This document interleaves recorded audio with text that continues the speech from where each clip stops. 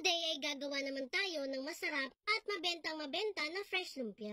Hindi lang ito ordinary fresh lumpia dahil gagawin natin itong mas pinahealthy dahil sa gagawin nating malunggay wrapper nito. Tara, simulan na agad natin. Bali dito ay uunahin muna nating gawin ang filling o palaman ng ating fresh lumpia. Dito sa kawali ay magpapainit lang tayo ng mantika. At saka natin isusunod ang sibuyas at bawang.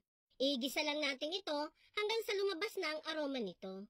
Then, isunod na natin dito ang 1/4 kilo ng ground pork. Igisa lang natin hanggang sa bahagya itong maluto. Kung umiiwas po kayo sa pork or matatabang pagkain o di kaya naman ay mas gusto ninyo makatipid, pwede naman pong wag na kayo maglagay nitong ground pork.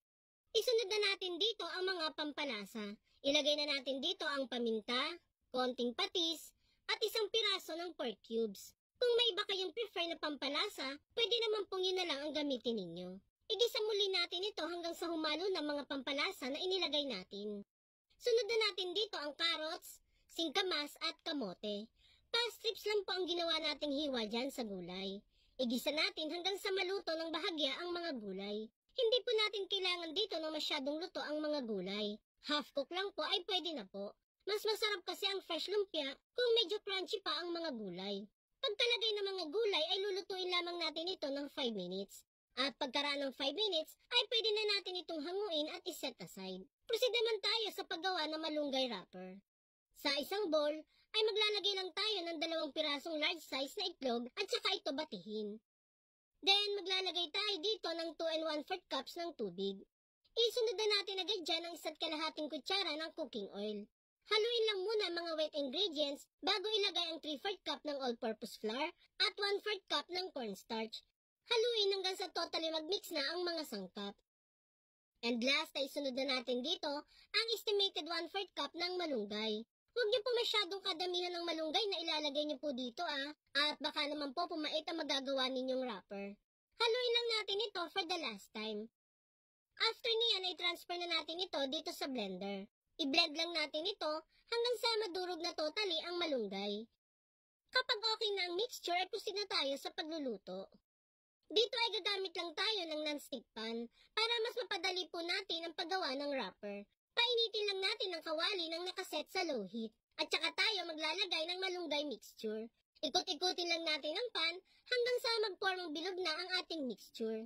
Kung sakali po palang gagamit kayo ng ordinary pan sa paggawa nito, make sure lang po na pahiran muna ng mantika ang pan bago maglagay ng mixture. Estimated 60 to 90 seconds lang natin lulutuin ang bawat side nitong ating wrapper. Kapag naluto na ang bawat sides nito, ay pwede na natin itong hanguin. I-set aside lang muna natin lahat ng nagawa nating malunggay wrapper. At proceed naman tayo sa paggawa ng peanut sauce. Sa isang lutuan ay paghahalu-haluin lang natin ang mga sumusunod. 3 cups ng tubig, 3 kutsarang toyo, 1 cup ng asukal, 1/4 cup ng cornstarch, at 1 kutsarang peanut butter. Take note nga po pala na hindi pa nakabukas ang apoy natin dito. Haluin muna natin ito hanggang sa matunaw na ang mga sangkap na inilagay natin.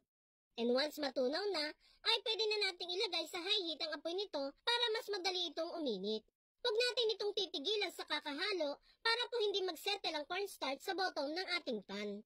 Kapag naramdamang mainit na ang niluluto, ay pwede na natin itong ilagay sa medium heat. At kapag lumapot na ang ating peanut sauce, ay tikman ito para malaman natin kung may kulang pa sa lasa. Pero dito sa ginawa natin, ay saktong-sakto na yung lasa nito. Pwede na natin itong hanguin at proceed na tayo sa assembling ng ating fresh lumpia. Kumuha lang tayo ng 1 piraso malunggay wrapper at saka lagyan ang ginawa nating palaman kanina. Then maglalagay din tayo dyan ng lettuce sa ibabaw. At saka ito marahang i-roll. Ganyan lang po kadali ang pagbabalot nitong ating fresh lumpia. And there you have it guys. Ready to serve na ang ating pangmalakasan at super healthy na fresh lumpia. Lalagyan lang din natin yan ng crushed peanuts sa ibabaw at pwedeng-pwede na natin itong iserve. Thank you for watching! Bye!